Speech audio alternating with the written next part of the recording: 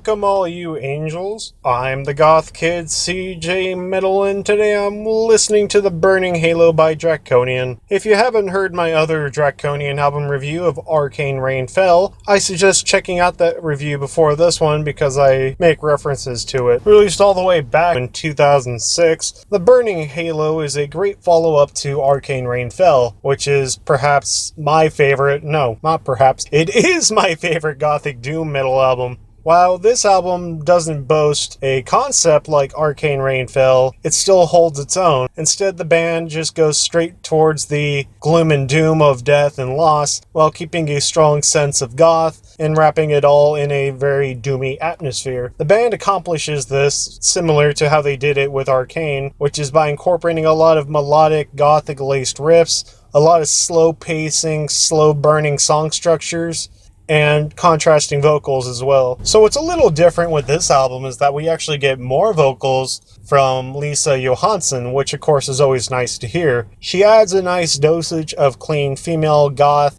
/ angelic kind of vocals, which pairs very nicely against Anders Jacobsson's signature growls again, which of course is always nice to hear.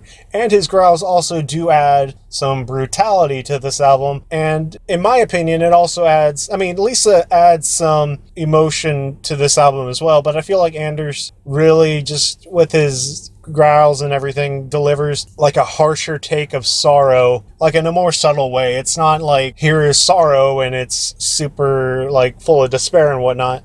I know Lisa does the same, but I think Anders just presents it a bit better, I guess, is the way to say it.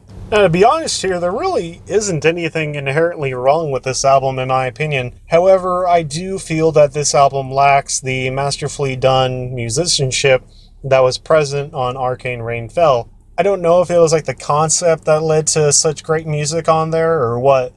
The story of Satan's fall from heaven and the creation of hell is a pretty cool concept, and when they switch to just sorrow, loss, and sadness, which of course is very traditional to be heard in Gothic Doom.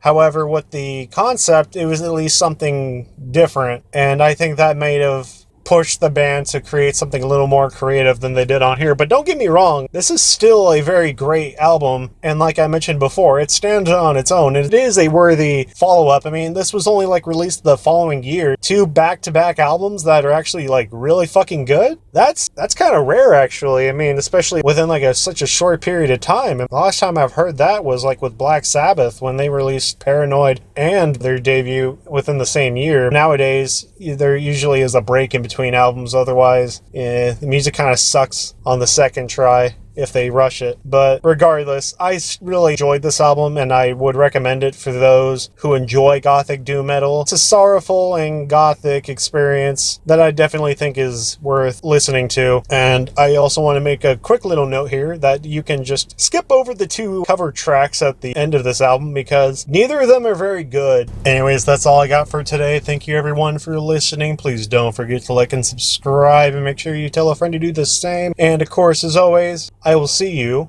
at the next review.